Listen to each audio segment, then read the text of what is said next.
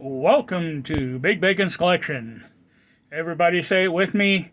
May the 4th be with you. That's right, it is Star Wars Day. So, this is day 7 of our unboxings leading up to May the 4th. Today we're going to be looking at the Star Wars Black Series, Clone Wars Season 7 appearance, Darth Maul. That's right, although technically he wasn't a Darth at this point, he was just Maul. So, as always, we're going to look at the packaging, we're going to bust him out, look at the accessories, look at him, check his articulation, gear him up, and get him, as always, on the shelf. Now, I've been looking forward to this one. I just wish I had the Season 7 Ahsoka, but someday it will be in my collection. So, as always, we're going to start off with the package. We have a window in the top. A window designed to allow light. Look how badass he looks highlighted like that. The blades actually look like they're slight. No, they're not glowing. But you can't see the red, like, brighter through it.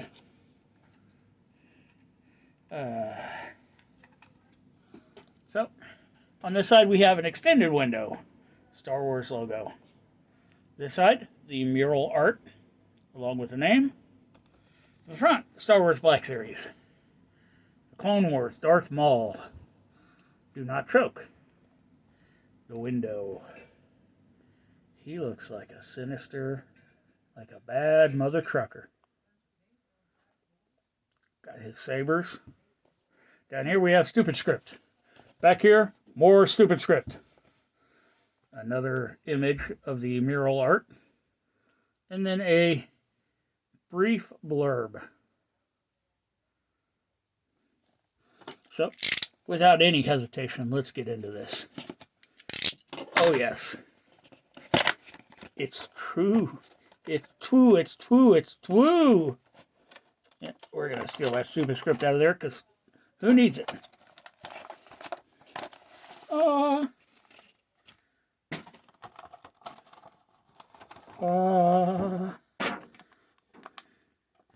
And there he is in the plastic prison. Okay, I do appreciate the fact that they've taped the sabers in. They've recessed an area to run the tape so that there isn't a potential for bending. That's always nice. So, we're just going to pierce the tape ever so slightly.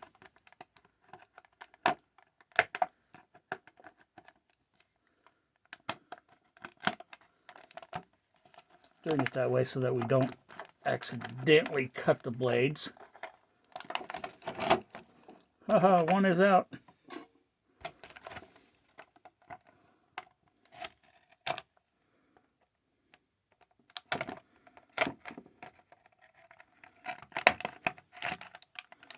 Yeah, I typically reserve this for cutting ties, but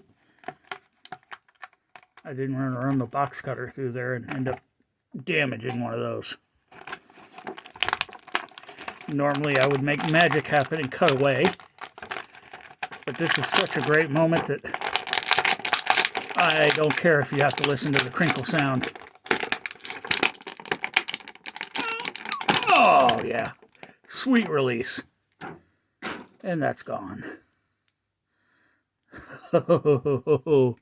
Already I'm impressed by what I see.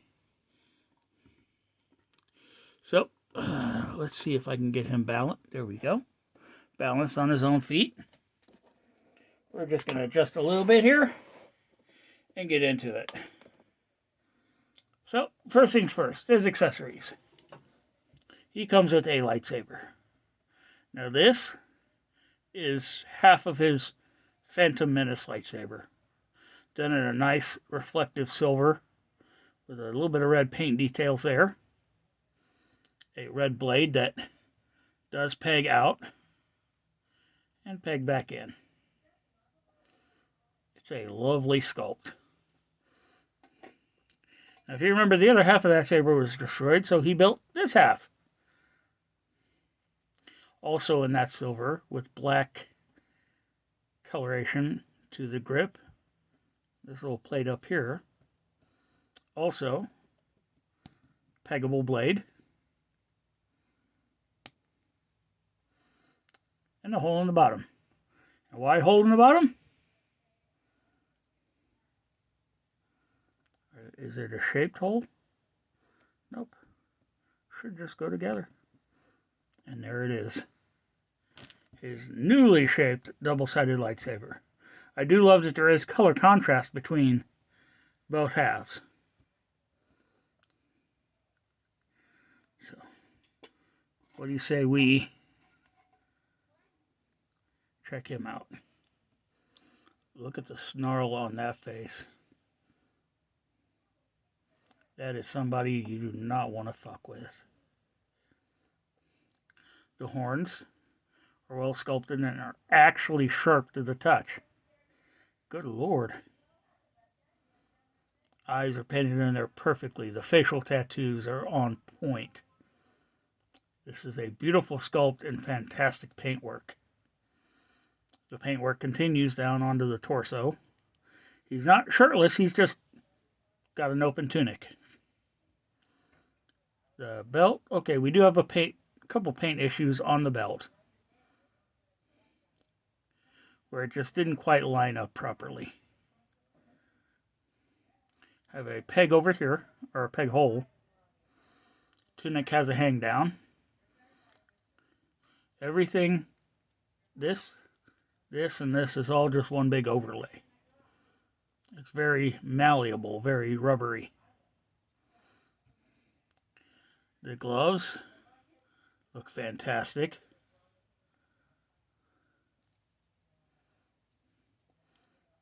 Belt paint goes all the way around. Texturing on the back. The legs down to the knees have the fabric material, and then robo legs. Apparently trying to get these knees underneath some pants is a difficult thing, so just get the pants off at the knees. You know, we all know everything from here down is robotic.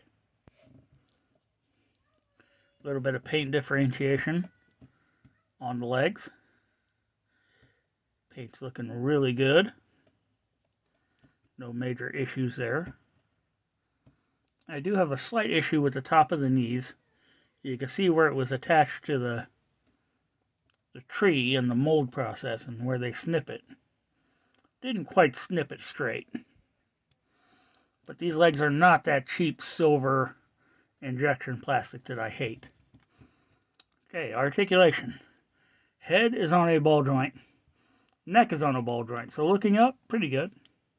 Looking down, really good. Oh, look at that tilt. And rotation. Yes, he does walk like an Egyptian. Although that hurt because, look at that.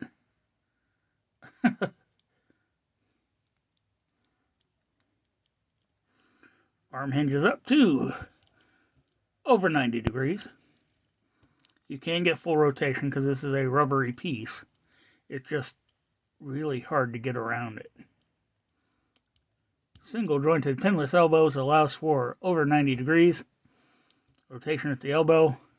Hands rotate. Vertical hinge on the left hand. Vertical hinge on the right hand. He's got both a waist and a torso cut. So you get rotation.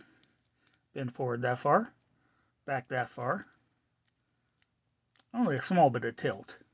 You are fighting to get movement underneath this oversized overlay.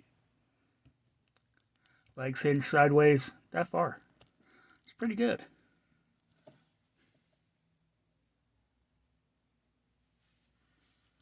Sorry about that. So, leg kicks forward this far. Back just a little bit. You get a thigh cut for rotation. A single jointed knee that comes up to 90 degrees. Rotation at the knee. Foot hinges back that far. Forward that far. Front facing pins for rocker. So, the reason he's got this peg hole on the belt is so that you can peg the lightsaber in. what's the point of having them have a double-bladed lightsaber and not using it?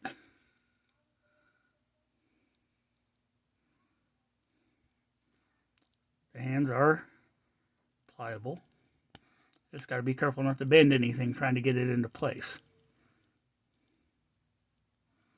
because the blades are attached just by a single peg in the middle.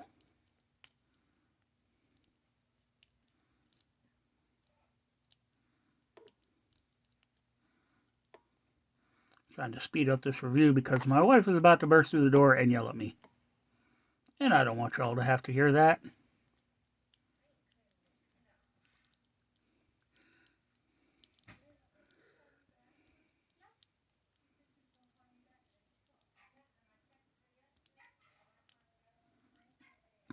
I had a hard time getting this thumb out of the way on the other hand.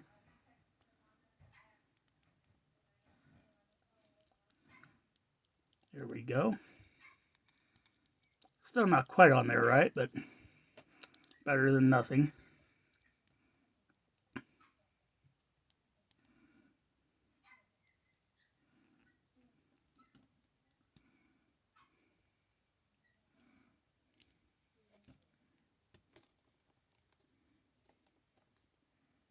Because I want him to hold that. We're going to cheat this time.